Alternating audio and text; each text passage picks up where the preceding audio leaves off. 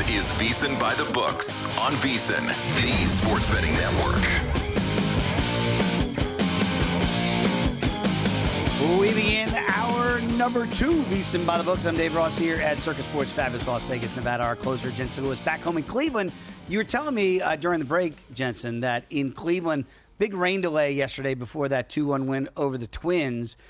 Sometimes it's not necessarily the rain that wind is going to be. Like, how does that work down there in the land? But they did get that game in.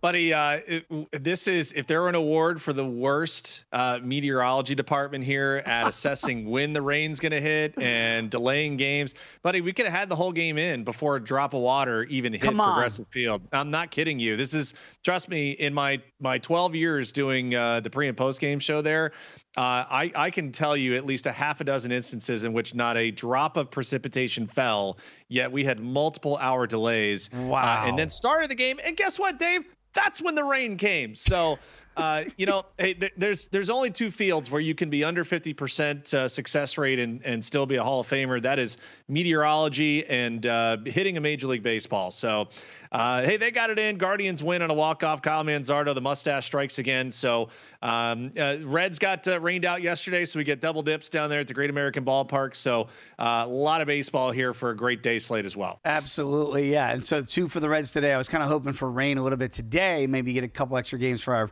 best record in May, but looks like they're going to be able to get those in today. And by the way, Mom and Dad are watching, listening back home in Virginia Beach, and they just said, because Jensen, sometimes I feel like we speak in our own language here on the network, and Mom just simply said, "What is a dog?"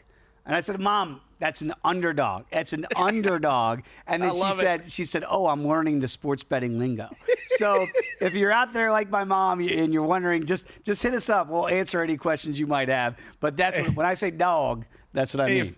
If Mom ends up now adding fave, it'd be like, if she adds fave to dog, oh boy, we have exponentially increased the intellectual property of Baba Ross giving it out. Never too old to learn new tricks, Mom. So keep learning. We're always learning each and every day. Let's get to it. Hour number 2, our highlights and headlines.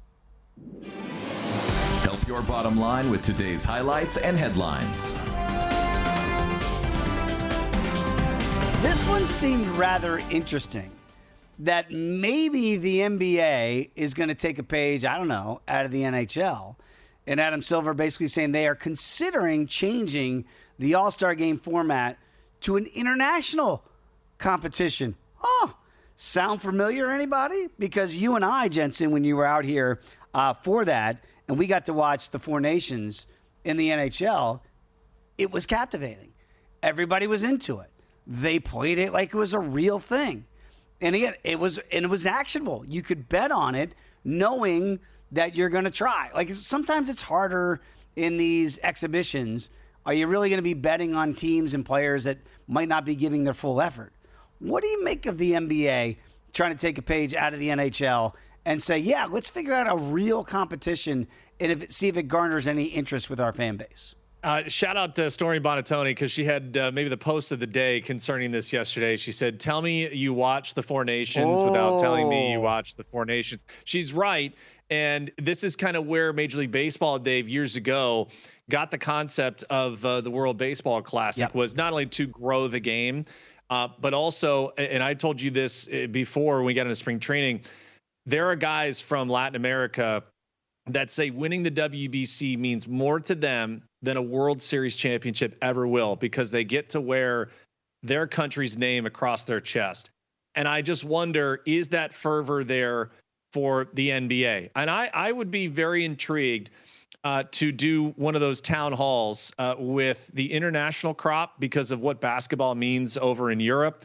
And then also comparatively to our native players here, born and raised in the United States, and see where that interest level is. Because let's face it, you and I could probably concoct some lineups right now for some of the international teams. And we see it in the Olympics, right? The playing field has tightened as far as Team USA, the dream team of years ago, and now all of a sudden it feels like there has been a lot more competition out of France, of course, with Victor Wembanyama. We know with Nikola Jokic there as well. But I do feel that this is imitation becoming the sincerest form of flattery here. Adam Silver, job well done. Get rid of the All-Star game because it stinks. Give me a Four Nations type NBA, and absolutely let's bet on it. It's a couple things, right? One, Major League Baseball, it's still the best by far of the exhibitions, right? Because the guys still want to get a hit and the pitchers still want to get you out. Now, again, it's not going to be managed the same way you would a regular season game. We understand that. It's going to be an inning. It used to be 2 innings. Now it just feels like it's one and done for everybody. Get 9 in there, get them in, get them out. So I wonder how that would look. Like, are you going to play these guys? I know that the teams that have, if it's a Giannis Antetokounmpo, if he's with the Bucks, and they're like, man, don't play him X amount of minutes in this exhibition. But if the guys want to win, like you talked about with the World Baseball Classic, I think it would garner actual interest and betting interest from our perspective, but general interest. I think it would work to that degree. And also, I wonder if it plays. I remember asking this about Dana White before Habib was getting ready to fight Conor McGregor. If you remember that, it was really bad blood. It was the Irish and the Russian, and then the whole. I mean, they made it sound like it was Rocky 3 or Rocky 4 with Drago in Russia against Stallone in the United States. And I was like, can you play that up? Is that fair to play that up?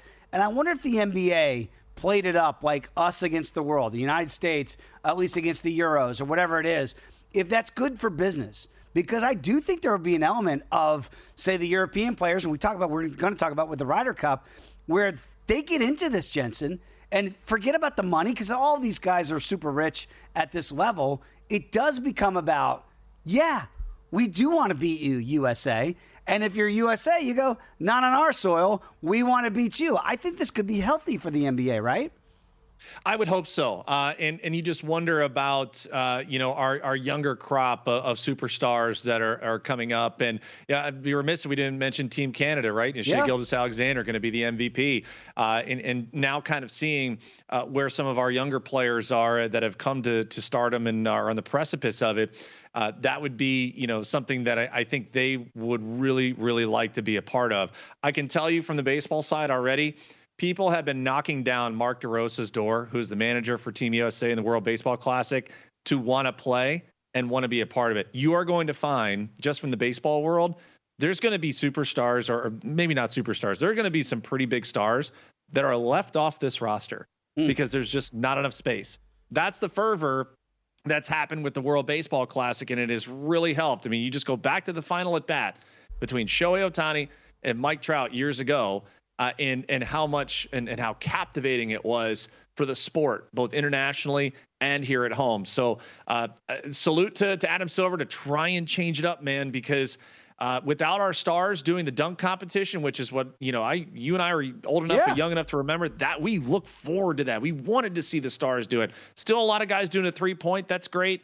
But they need something to really pump up All-Star Weekend. And I would love to see some iteration of this Four Nations hockey style come to the NBA. Agreed. By the way, speaking of the Ryder Cup and the Europeans, they're coming to Bethpage Black. That's going to be in September 26th through the 28th.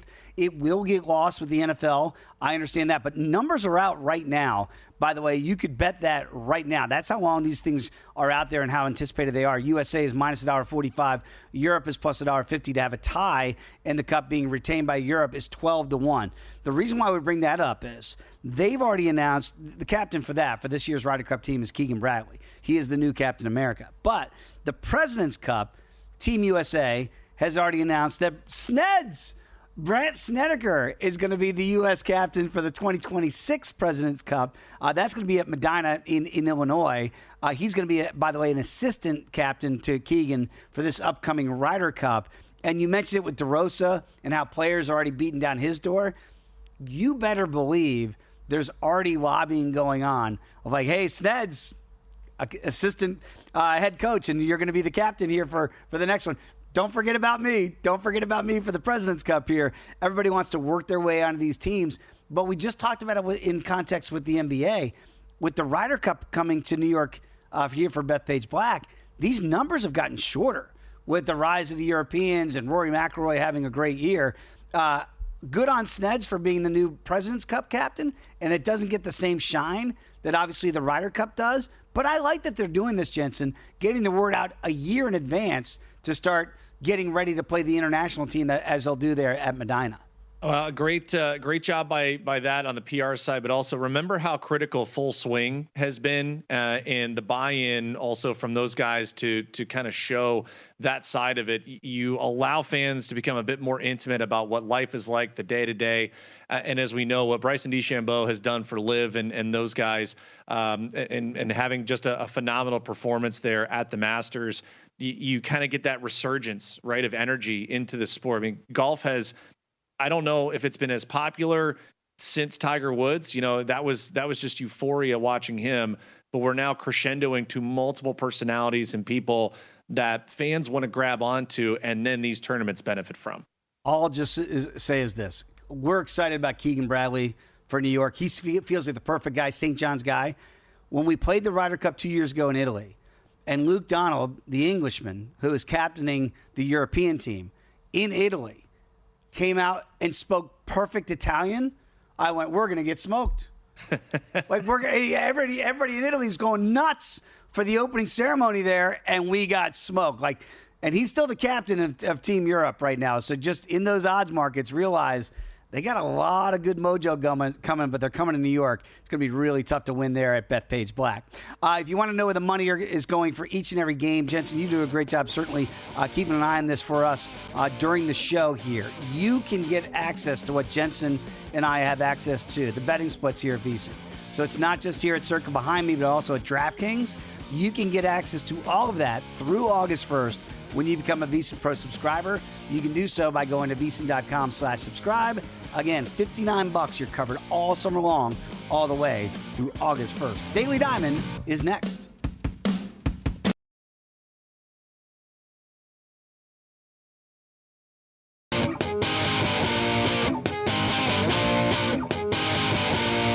You're tuned in to VSiN By The Books, right here on VSiN.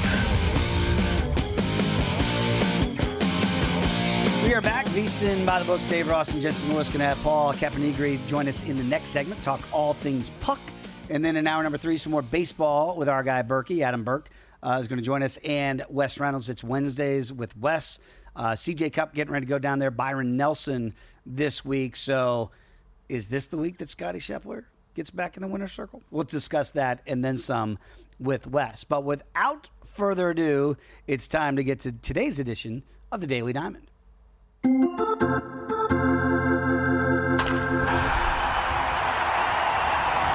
Jensen, I hope people listened and watched yesterday because you were all over it with some of these player projections against starting pitchers.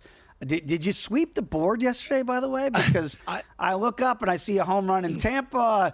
I see what Jazz did there in Charm City. You were on fire yesterday, my friend. Frankie Lindor helped us. Frankie Lindor. Had a Joe Cirallo special, Mariners to not bat in the bottom of the ninth. So, yeah, it was really good. And again, we always give the caveat here that without lineups sometimes, and we'll get day games today, these are just leans. If you want to go for them, you want to be actionable right away, go right ahead.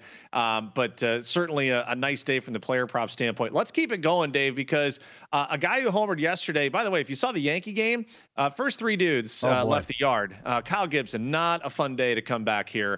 But we'll let it fly again because I don't see the ball staying in the ballpark a lot here with the 2 guys that are on the hill, Dave. So, again, for day game purposes, the Yankees and the Orioles combined for the most homers thus far in Major League Baseball during the day. They have 51. Okay, so think about what just happened yesterday as the ball was flying out.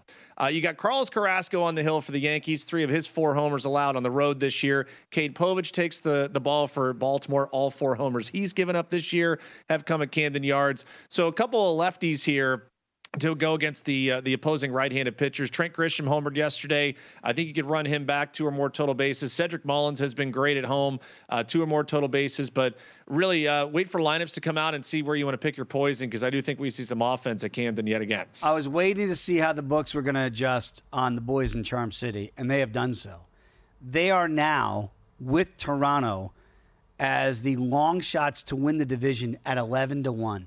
Jensen, we're not out of April officially. Wow. And they have plummeted to 11-1. Look, I'm not running to the window to play that number. But again, if you go back just a month to the beginning of the year, you were looking at the Orioles at about plus $2, $2.50, somewhere in that vicinity. 11-1 with a team that feels like they're not going to buy, well, at least traditionally they have not bought, right, to go get help. Are they already, Sean Penn, dead man walking? Are they done?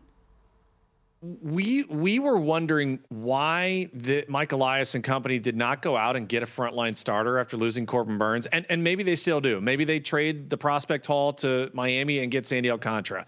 But oh boy, wow, 15 to 3 yesterday at home.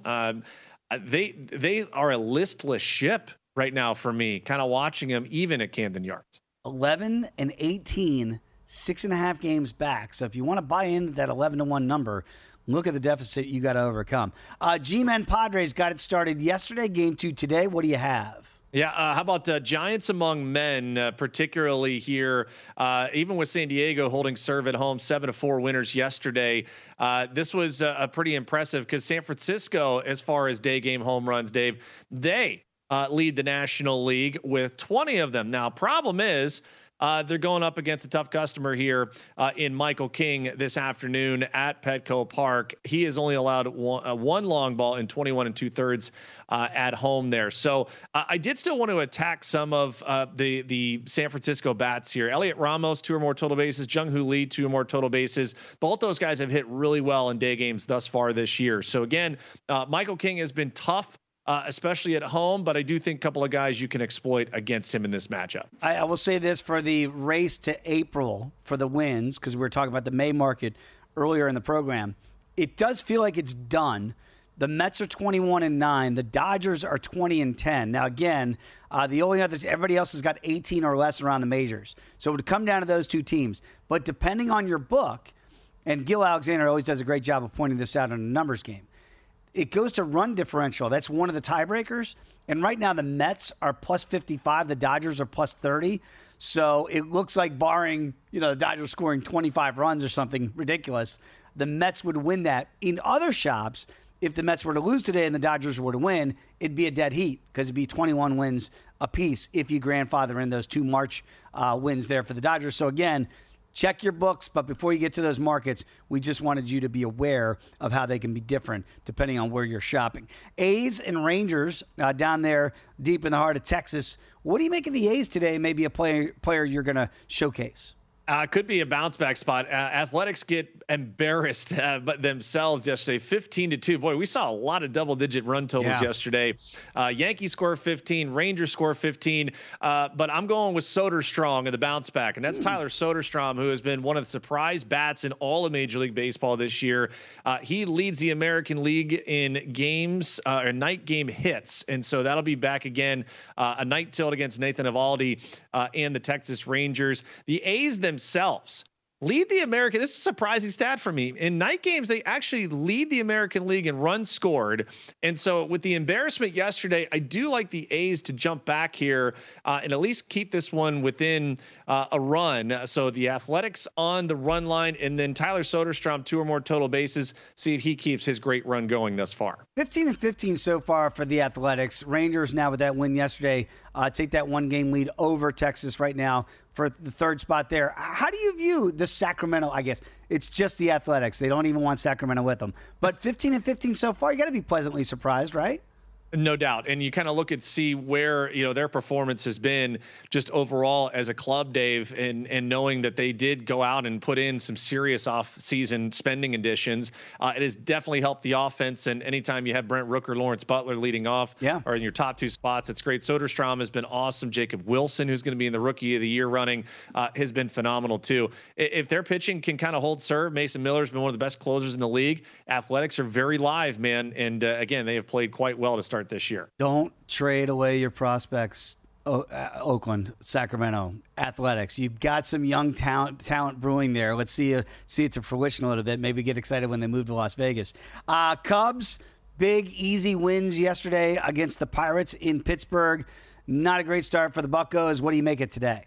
Yeah, 9-0 Cubs win yesterday. I see that continuing, and they held up there into the bargain as far as the runs per game average at night on the road. All right, so might be getting into the weeds here a little bit, but hey, the numbers are what they are, Dave. 6 or more runs away from Wrigley Field in night games, far and away the best average in Major League Baseball. And yes, that over cash because the Cubs did it all by themselves last night. The Pirates, 70%, over 70%, I should say, when they're a home underdog, the over has cash. They will be that again tonight. Give me Kyle Tucker, 2 or more hits, runs, RBI. Pete Crow Armstrong, if you didn't see the homer he hit, oh my God. That is a laser beam out of PNC Park. Also take him 2+ hits, runs, or RBI. Those highlights are not permitted on Mets fans' timelines. Pete Crow Armstrong. Because every time he does something in the group text, it's there goes PCS. It's like, we made a bad trade. He should still be a Metropolitan. We got to get over it somehow. By the way, does this surprise you at all? Doesn't surprise you, I'm sure, that the Dodgers are still almost 4-1 betting favorites to win the West, minus 390. The Cubs, out of all the other teams in any other division, would be the second biggest favorite at minus $1.75. I mean, that's ballooned here. Brew Crew are 4-1 there. Reds are 5-1, and then the long shots with the Cardinals at 15-1. Pirates are already drifted to 35-1. So I think at the beginning of the year, all 5 of these teams, Jensen, were inside of 10-1, even the Battle and Buccos. And now with their terrible start and the Cardinals kind of going back to what we thought they would be, does it already feel like a 3-horse race here between the Cubs, Brewers, and Reds? Oh, absolutely. I wanted to stick St. Louis into that run for the worst record in Major League Baseball. They won't even get close. The way that Colorado has been 4-25, man. 4-25. Wow. That we thought that was like just Chicago White Sox stuff from 2024, and they're like, hold my beer. Like, let's see how bad we can get. It just looks. By the way, they're 250-1 to win the West already. Not even a month in, the Rockies. They've lost 8 in a row. Combine the White Sox and Rockies, they are 11-47. Like, oh my God, Jensen, why would you even put a 250-1 number? You could make that 500-1. Because some fool is going to be like, oh, that's a really great payout. You want good value? This is good value. Come on out here to Circa in Las Vegas for an ultimate getaway. This package, it's just $400. You go, well, what do I get for $400? How about this? You get a 2-night stay right here at Circa behind me, which is in and of itself worth it. And that includes the resort fees and the taxes. That is not a small demarcation there. $100 dining credit, $100 beverage credit, daybed at Stadium Swim. This goes all the way through September 4th. It begins May 26th. So May 26th through September 4th, $400, 2 nights. That, my friends, is real value. Do that before you ever play the Rockies to win the West. We're back talking puck next.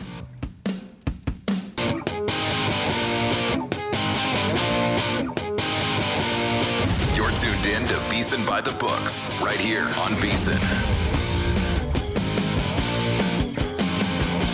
We are back, VSiN By The Books, on this Wednesday edition of Dave Ross and Jensen Lewis here with you. Going to talk some puck right now. 3 games on the night on ice. Paul Caponigri is kind enough to join us once again this week. Joins us from Chicago, hockey analyst there at Big Ten Network. Give him a follow on X at Cappy27. Paul, great to be back with you. Before we get to today's slate, I've been lamenting with Jensen over the last week, not hopping in on Edmonton when they were down 0-2 to the Kings, and now they're up 3-2. I'm almost rooting for the Kings to come back and win since I didn't hop in at 0-2.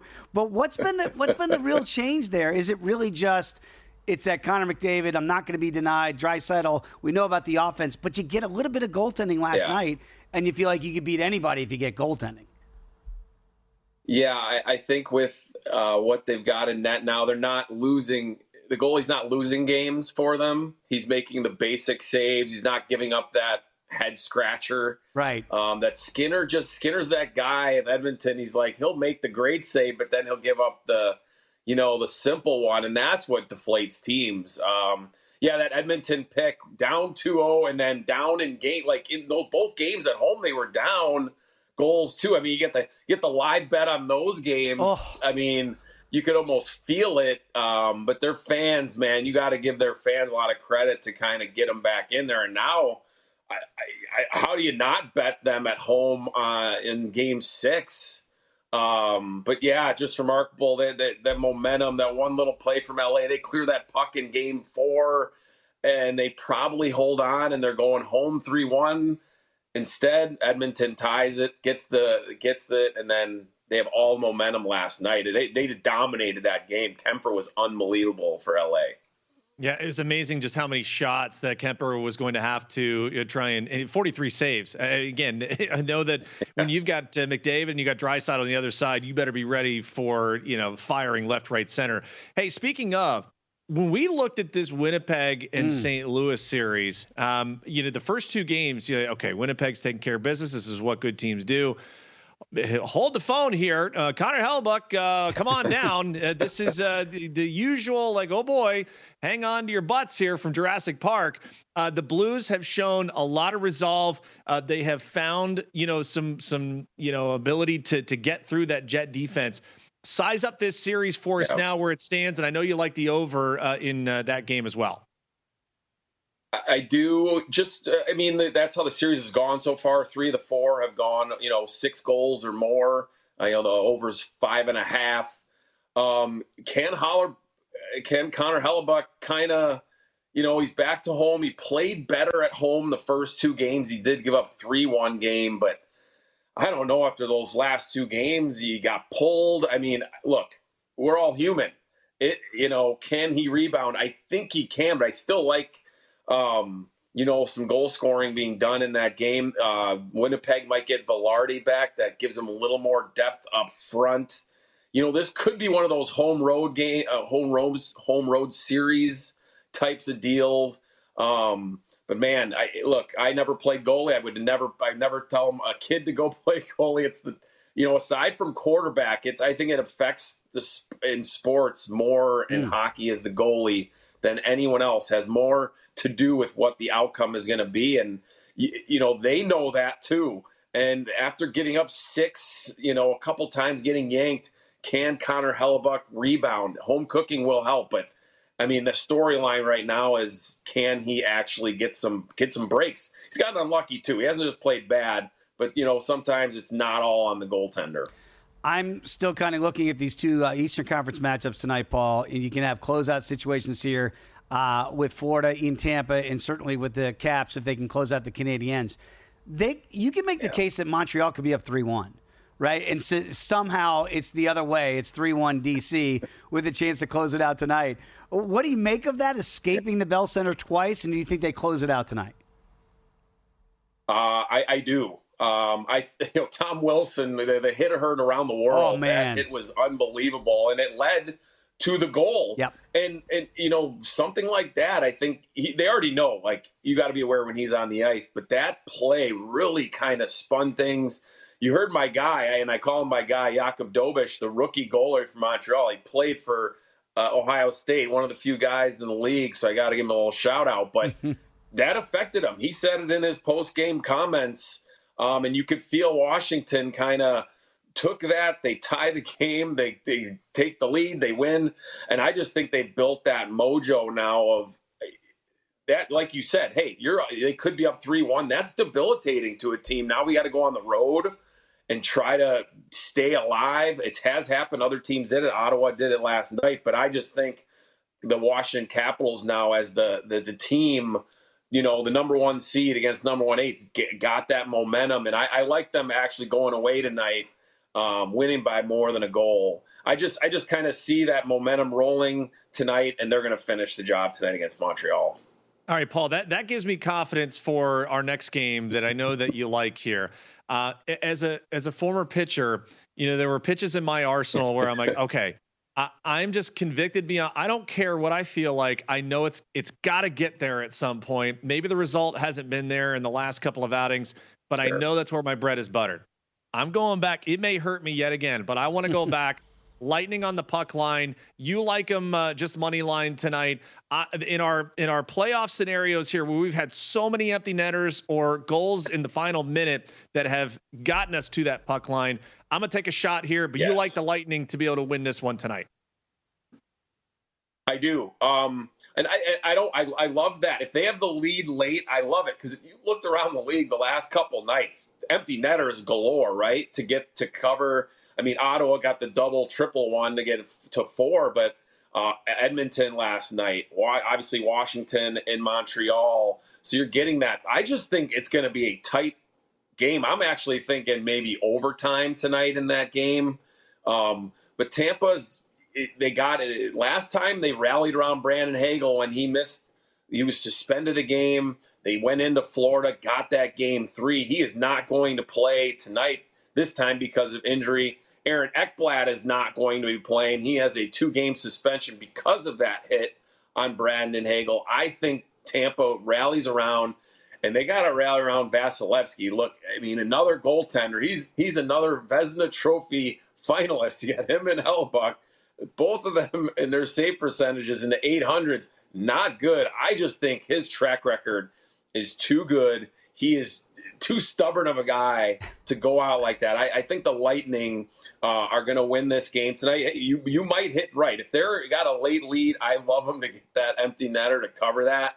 But I think this one might go to overtime. But I think the Lightning do survive and advance to a game 6. Well, I talked about it with Jensen earlier in the program, and I saw on the timeline there from Leafs fans after being shut out 4-0 by Ottawa. They're done with this team. They're not going to root for them anymore. They want a new fan base. Like all this stuff. I'm like, wait a minute, aren't they still up 3-2? Cowboy, they sound like Cowboy fans, right? Yeah. Oh, yes. I'm a loyal Cowboy fan, Paul. I never leave, no matter if the Titanic, if we're sinking the whole way.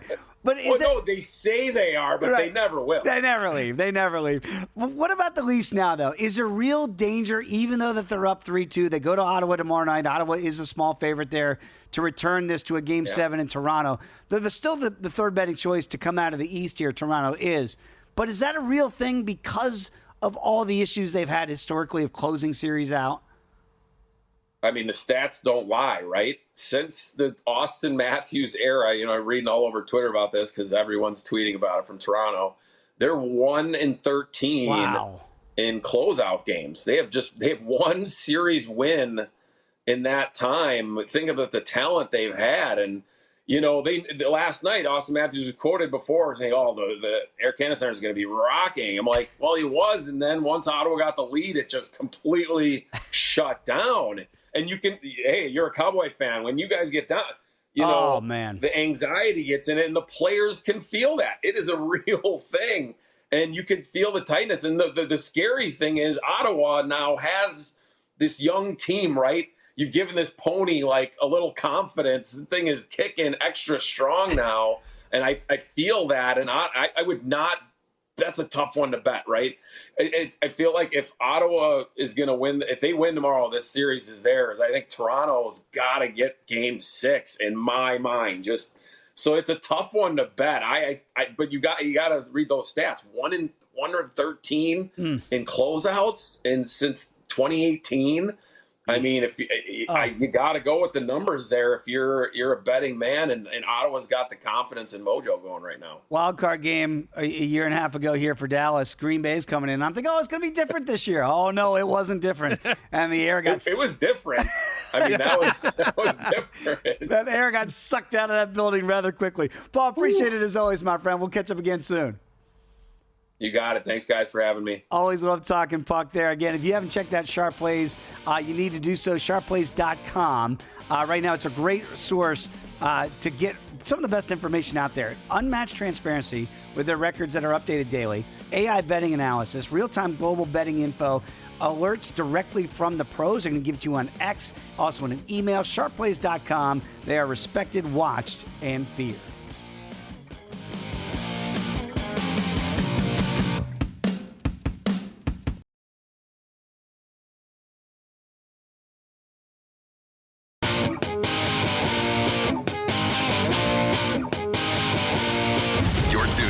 VSiN By The Books, right here on VSiN. A lot of fun talking with Paul Caponigri last segment, talking all things puck, and boy, he had to bring up those Cowboys and those wild card losses to Green Bay. It still stings the nostrils a little bit, Jensen, for yours truly. Hang in. Let's get back to some of our baseball talk. Before we get into what you've got broken down today, that Cubs game yesterday, they did something in that 9-0 win at Pittsburgh they hadn't done since 2013. The lineup, no strikeouts for the Cubs. I think in today's day and age, Jensen, as we get ready for Whiff Wednesday here, that's pretty impressive to have nary a whiff in 2025 baseball. Yeah, one of those rare occurrences, especially in our day and age of guys taking more chances with swing and miss and not having, quote unquote, the strikeout be a consequence as much as it has been in the past. So anxious to see, that offense on the road moving forward. Got a great matchup against Carmen Majinski again at PNC Park tonight. But as I said, 6 or more runs has been the average for them in night games on the road. That's been remarkable for that group. Okay, and very quickly as an aside, like when I see what's happening in Seattle, when you have Edgar Martinez now as a hitting coach, and I'm not saying it's correlated with what the Cubs did last night, but can we reteach hitters to say, you know what, putting the ball in play is not a bad thing? Like, I know, well, that's right? Yeah. I know we're all swinging for everything, but like that's not a bad way to approach hitting. Well, and again, it makes it. I see it in the college game a lot, Dave, where the more opportunities you force the defense to have to make a play, the better off you're going to be. And conversely, for me as a pitcher, I want the least amount of balls put in play. I've got a better chance, of preventing runs. We're not reinventing the wheel here. This is pretty basic, right? But again, the hard part of it, Dave, is we have so much higher average fastball velocity now than we did, even at the end of my career in the early 2010s. And so I think that's the hard part for people to grasp is you got guys rolling out of bed throwing 98. And then it's the lateness of the break on the off-speed stuff. And now you're having these designer pitches too, the sweepers, the splinkers, that Paul Skeens throws, like the kick changes. I mean, the menu of pitches now is it's mind-boggling, and you sort of get away on the pitching side from, hey, throw strike one, and you make life so much more difficult for hitters. Conversely, if you're a hitter, put the ball in play, see what happens. If you don't, you're setting yourself up for failure. It's like a Cheesecake Factory menu. There's so many options. Oh my God! Like if you're the chef, oh my God, right? How do you do that? Can we cut this thing down a little bit of cheesecake? There's too many options. Let's get menu. Let's get to Whip Wednesday here, and a guy in Chris Sale. Maybe a really favorable matchup today. Yeah, sailing right along. Let's not overthink this one. In Colorado, the 4 career games there against the Rockies. You see, 29 strike. You talk about no strikeouts for an offense. Oof. How about just one walk in 29 strikeouts and 17 in a third? This will be, ironically, the first start that he's had at Coors Field. That does not deter me whatsoever. Usually that's where breaking balls go to die. His is I think as good a Frisbee as there is. So I like the over on the outs recorded, over on the strikeouts. Colorado's been dismal. We highlighted it in the previous segment. I think that continues today. Here come the Braves, right? We were kind of waiting for this. I wanted to write them off so badly, but you just can't. And you've got help coming. Right, Ronald Acuna Jr. is going to be coming at some point. We'll figure out Strider, getting him back along. But is Sale the key to this, Jensen? Because I know he got off to a slow start early in the year, too. To me, it's the offense and getting healthy, right? Once they get Acuna back, it's a completely different lineup dynamic. Now, he may not go steal 70 bases. He may not even steal 30. But just to lengthen that lineup, when they were so good a couple years ago, Dave, it was murderer's row of Acuna and Riley and Olsen and Ozuna and a healthy Sean Murphy, Ozzie Albies. Like, I mean, that's where their bread's buttered. They'll get healthy in the pitching side, but I think their offense, that can kind of be the deodorant, if you will, of some of the inaccuracies or inconsistencies of that pitching staff. Kind of like what the Dodgers have every time you go up against that lineup. Do we have an homage to Borat here with this next one? Yes, King of the Castle. Michael King against the Giants. And hey, when you're going great at home, and that's the way the Padres have been overall as a team, another win yesterday, you got a guy that's got 19 and a third consecutive scoreless there at home as well. So Michael King, outside of giving up a run in his first start against the Braves, has yet to surrender a run, period. Okay, at Petco Park. So 3 games started in his career against San Francisco, I should say last year. 3 starts against the Giants, .59 ERA, 18 strikeouts, 9 walks, and 17 innings pitched. My lean, no official plays, but my lean is the under earned runs. I mentioned the total bases, Elliot Ramos, Jung-Hoo Lee. He's had some traffic, but he has been able to make the pitches, Dave, to get out of innings and not surrender runs. And so that's kind of where the play is for me on both sides. I think Michael King continues to be very dominant there at home. How ingenious was Sacha Baron Cohen doing Borat, Ali G, to do all those things, and people did not know. I know it's a different day and time now. Could you even pull that off today, or everybody's going to go, no, this has got to be a bit? This suit is not black. It's a very good Borat, which I think became the most popular. I like Bruno. I thought Bruno was pretty darn funny as well. It's very good, yes. Right? What do you have for Nathan Eovaldi today for Whiff Wednesday?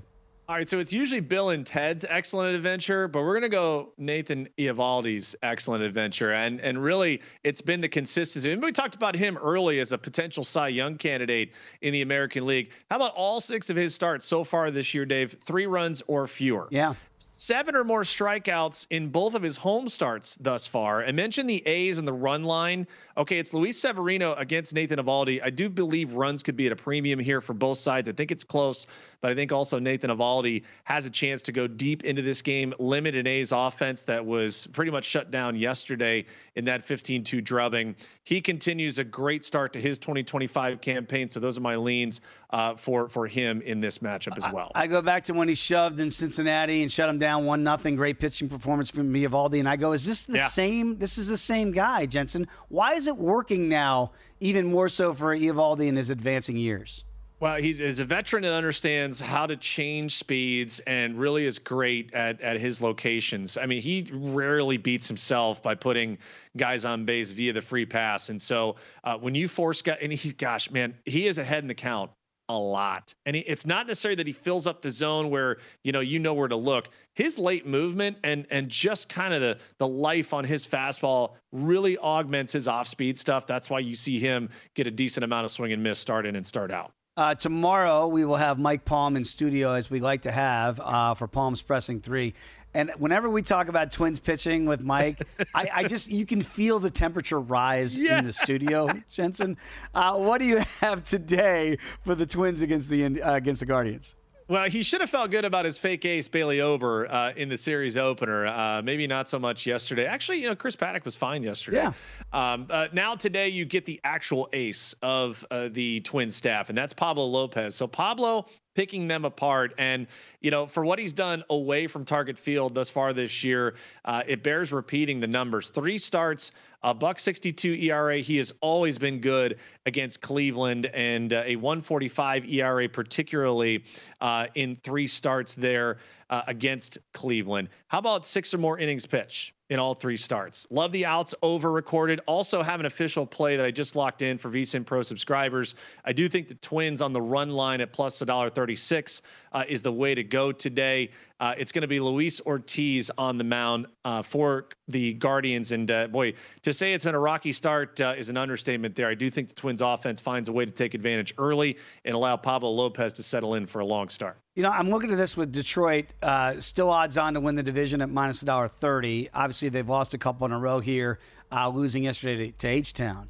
And there's still 6 games above 500. The Twins, and I know that our producer, Brandon Valesky, is not happy with their start, 4 games under with that loss yesterday. But I look at their run differential, and even though the Guardians and Royals are ahead of them in the division, they're in the green, +7. Like, that's normally a tell of, like, maybe you're not playing as well as your record is not an indicator of what this team could be. Are they at all live as a longer shot? Because right now they're +650 to win the division. Guardians are +390, Royals are +450, and the Tigers, again, odds on at minus $1.30. Dave, the Twins have pitched well all year. Rarely have you go back into the game logs and see them just get obliterated on the mound. They just offensively have no consistency whatsoever. And unfortunately, I know Brandon will get a chuckle out of this. Rocco Baldelli finds more ways to lose a game than win a game. And last night, perfect example, Griffin Jackson Duran in the 7th and 8th innings. And then you don't have a guy in the 9th inning to try and go up against the meat of the Guardian order. Kyle Manzardo walks it off. Everyone drive home safely. So, yes, the pitching is that they'll be in every game. It's just a matter of can they score enough to be able to get those series wins across the line. Selfishly, I'd like to see Kansas City getting them back in that mix a little bit closer to those Tigers. By the way, if you have not become a VSiN Pro subscriber, you can do so right now. $59 covers you all the way through the summer until August 1st at VSiN.com/subscribe. And again, our Kentucky Derby betting guide is out right now, getting you ready for the race on Saturday. So when you become a VSiN Pro subscriber, you get access to not only the Derby betting guide, our daily best bets, betting splits, analysis from all of our experts and betting systems. Check it out, VSiN.com/subscribe.